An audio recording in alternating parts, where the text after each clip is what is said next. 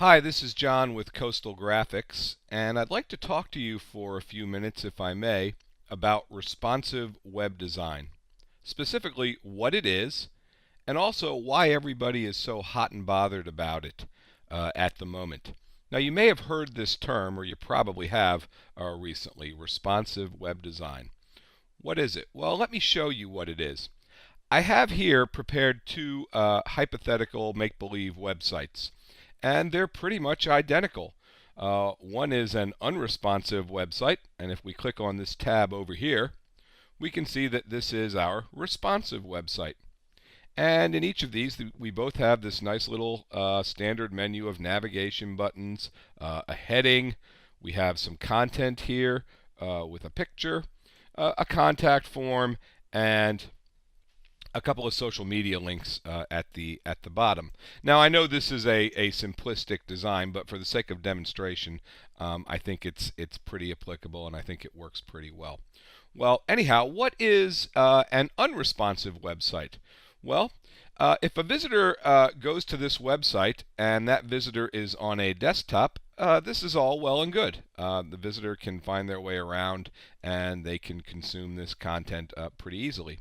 But what happens if the visitor is on a mobile device, say a tablet or a phone? Well, let's find out. What we can do is simply adjust the width of this website design. And right here might be what a tablet, a Kindle or an iPad might see, and then over here might be what a phone might see. And you can see that the content does not adjust. If the visitor is on a phone, he or she is going to have to scroll horizontally and do all kinds of resizing and everything else. Now, I don't know about you, but to me this is just about the most annoying thing on the planet. When I need information and I visit a website on my phone and it's not optimized for mobile viewing and I have to do this, it's really infuriating, and my inclination is to simply move on to something else, some other source that is optimized for mobile viewing. Let's go back out to a desktop view, and then let's go to our responsive website, which again is pretty much identical in the desktop view.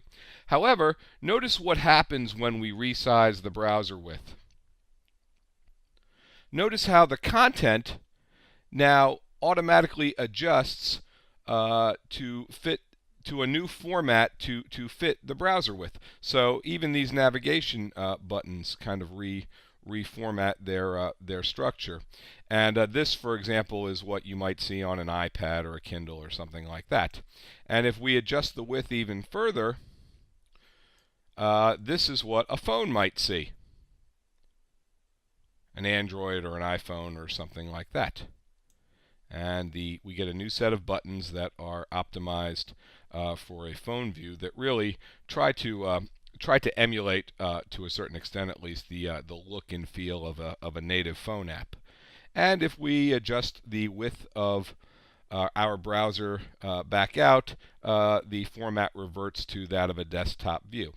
That's what's called a responsive website.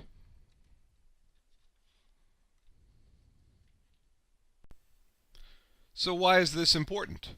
Well, obviously, you want all visitors to your website to be able to digest and utilize the content of your website as easily as possible.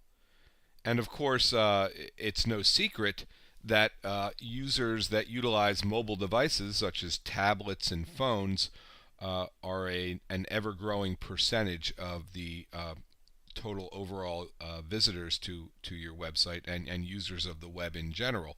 It's been estimated that in a short amount of time, up to 50% of all website traffic will typically come from mobile devices.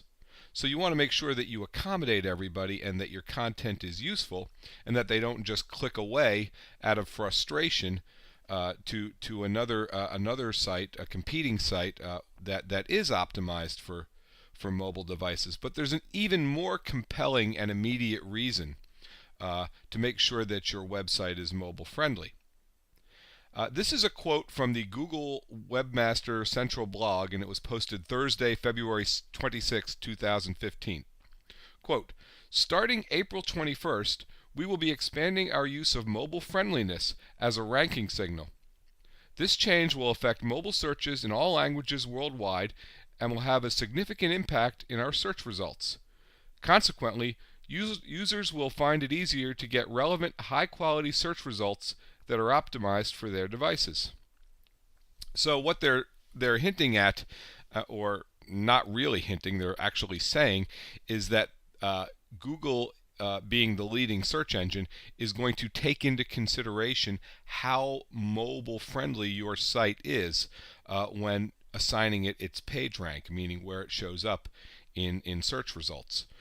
As we know, the two things that primarily determine your page rank now are the quality of your website's content, and of course that needless to say, that also includes the relevance of your website's content, and also your link popularity, how many inbound links point to your website, and how many relevant inbound links point to your website, meaning coming from sources that are relevant to the search words and terms in question.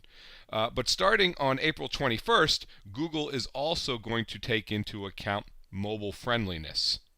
So if your website is not mobile friendly, meaning it doesn't have a mobile counterpart, or it's not designed responsively as a responsive website, then you are quite probably going to be penalized in your page rank on Google. And of course, your website does absolutely no good for you if people can't find it. So it's absolutely crucial that your website be converted to be mobile friendly if it already isn't. And it's crucial that you do this as quickly as possible. So, quick review. If your website is doing this when you resize your browser window, you're probably going to have some problems with respect to your search engine placement. You need to make sure that it's doing this, that it's resizing to accommodate whatever the viewport width is of whatever device the user who's visiting your website may be utilizing. And by the way, you also need to make sure things like contact forms adjust accordingly as well, as you can see here in my little demonstration. You might be wondering, well, is it possible to make my present website do this? And the honest answer is most probably. There are some websites, some of the larger online retailers, for example, that shall remain nameless, that they continue to maintain a separate mobile counterpart, meaning a separate website, mobile.soandso.com, as opposed to www.soandso.com, because the layout and the nature of the content is just so complex and extensive that it just isn't practical for them to do that. But in most cases, your website can be adjusted to make it responsive. Once again, meaning make it do this, so that no matter what the viewport width of the user's device is, your content will display in an orderly, logical, and attractive fashion. Let us know if you need help doing this. We can probably do it for a lot less than you think. And thanks for watching.